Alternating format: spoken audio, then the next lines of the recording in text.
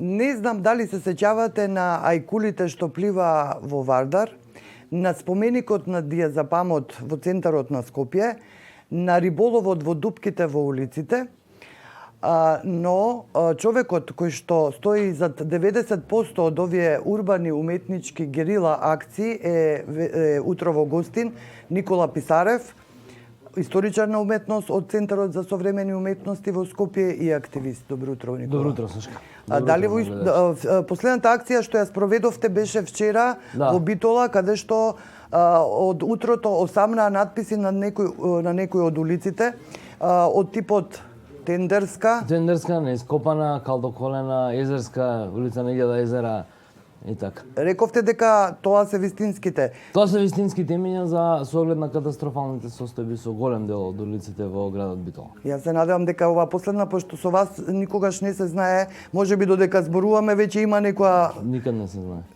Добро, вие спроведовте голем број, навистина не може да се набројат од овие уметнички акции, чија што цел е всушност да се алармираат надлежните и да се обрне вниманието на граѓаните на некои од проблемите во општеството. Било да се тоа од локален карактер или од еден поширок карактер.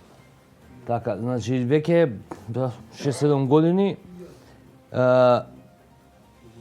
притиснати од практично целата таа работа ние ја почнавме затоа што видовме дека граѓаните не можат да, као граѓани, као луѓе и ние како уметници, не можеме да најдеме соодветна алатка за да вршиме притисок врз надлежните да во оваа држава си ја работат својата работа и да ги решаваат проблемите на граѓаните. Гледавме, пратевме што и како, дојдовме до заклучок дека оние регуларни патишта на писма, на разговори, на состаноци, на не знам ова, не знам она, не водат никога, не ќе ви кажат аха, добро и толку тука завршува приказната.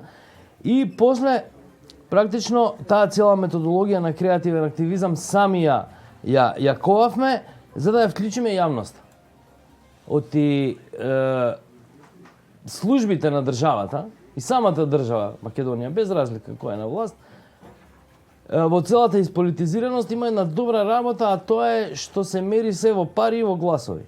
И сега вие кога сметате, кога правите галама за нешто, поготово кога исмевате, кога користите хумор, сатира, кога користите комуникации, кога користите медиуми, кога една обична улица од 150 метра на која што 5 луѓе седнали и фаќаат риби, или кога една табла за Гинисов рекорд за правење на најдолго одолговлекување на правење улица, вие ја правите за некаква локална уличка, станува тема на националните медиуми, станува топ тема, кога славење роден ден на Дупка станува топ тема на национални медиуми, тогаш не име се едно на оние кои што се соочуваат затоа што знаат дека тоа кошта гласови, они мора да реагираат и практично овие години има преку 100 акции направено, различни, значи некои акции се за локални проблеми, тие се најфункционални, највише вршат работа, меѓутоа некои имало и за големи проблеми, меѓутоа некои имало и за проблеми кои што го третираат општеството.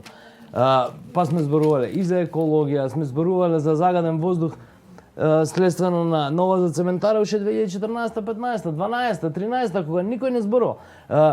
Од една страна ги информираме луѓето за некои работи. Ги информираме и ги тераме оние кои што се не нужно од државната страна надлежни, туку кои што работа и метода седнат да се бават со тоа. Ние правиме на пример акции за корупција во последно време, ние со четвртинките ако ги видовте, што им на разни суштества, растенија, животни им фали 1/4, од отприлike 1/4 е корупцијата нели во Македонија, за да ги подбуцнеме сите да почнат да работат. Некогаш се фаќаме со некои проблеми во Костец, така беше со Арсенот во Гевгелија, 3 години работевме на креативни кампањи за да тоа се реши. Така било со многу други работи. Така беше со градски трговски, така било со доста кампањи, меѓутоа генерално ние работиме еднократни, двократни акции на различни теми за да на тој начин практично со употреба на комуникација, меѓутоа со употреба на креативност и уметност на луѓето им представиме некаков проблем за да они почнат да разговараат. Интересно е тоа што има позитивен одек секогаш. Ми се чини дека речиси сите акции, освен тоа што медиумите ги пренесуваат многу брзо. Имаат голем одек меѓу читателите, слушателите, гледачите. Мислам дека тајната на тоа е хуморот и веродостојноста. Затоа што ако лажете, луѓето ќе ве Никогаш не, препознаат. да. Прво не сме излажали, оти нема потреба да лажеме. Теми, фала Богу, оваа наша држава за наша работа има со лопата да рине човек. Друга работа, не е тоа хумор. Тоа е смешно понекогаш, да, луѓето го перцепираат како смешно. Знаете, нас кои ќе не прашаат што правите вие, викам, ние преведуваме од македонски на македонски. Значи, да, ако имаме некои, ние често користиме извештаи, документи, кај што има многу интересни работи. Пишува дека 1/4 од парите за јавни набавки се трошат на коруптивен начин. Обичниот човек тоа не го приметува, се додека не му покажете ви се, ова ти е бурек, ова ти е четврт бурек, тој ти фали. Или ова ти ежот би ти бил без 1/4 ако не се крадат. Или Господ ако ја правеше планетата ќе изгледаше без 1/4. Ако беше Господ корумпиран. Тоа се тие приказни кои што се хумористични затоа што на уметничкиот, на креативниот активизам у принцип духот му е таков да ја наметне темата на еден прво лесно читлив, второ колку може повеќе да се користи хумор. Тоа е добро за да тоа стане тема на разговор.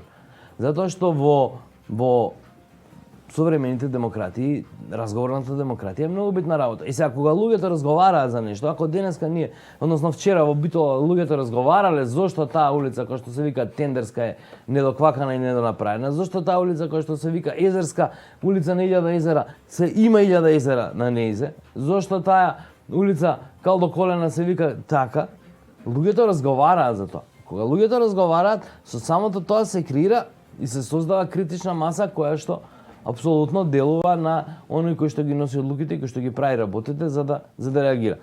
Пошто ако ние напишевме соопштенија, прво кој сме ние да пишеме соопштенија? Можевме да правиме петиција. Тоа ќе траеше, тоа ќе беше процес. Да правиме петиција за поправка на улиците на Битола, нас ќе ни треба месец ден или 2 месеца да собереме 10 20 илјади потписи па да ги доставиме во општина. А тоа се значи ресурси. На крајот на грешата значи време, значи пари, значи материјали, 5, 10, 15 луѓе. Креативниот уметничкиот активизам овозможуваат со многу помала инвестиција практично, што модерно, нели е денеска колку е инвестицијата, колку е добивката, да со многу мислење, со креативен труд, со релативно малку средства да се постигнат големи ефекти.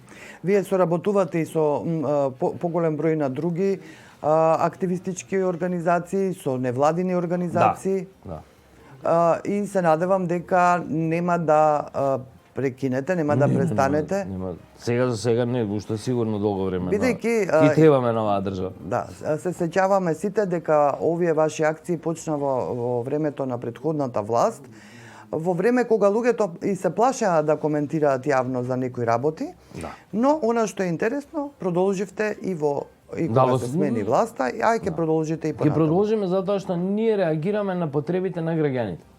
Дури не толку ни на потребите на граѓаните, туку и често пати и овој целиот граѓански сектор се обидуваме да го вклучиме во таа приказна, односно да бидеме некаков мост помеѓу. Ние си имаме муавет, практично и како група сме такви со секого, да бидеме еден мост помеѓу граѓаните и граѓанскиот сектор кај што може да помогне, многу често може, меѓутоа немаат канали на комуникација. Знаете, често пати невладиниот сектор е преекспертски, така, со обичниот човек нема комуникација, може да си помогнат, меѓутоа не постојат тие линкови.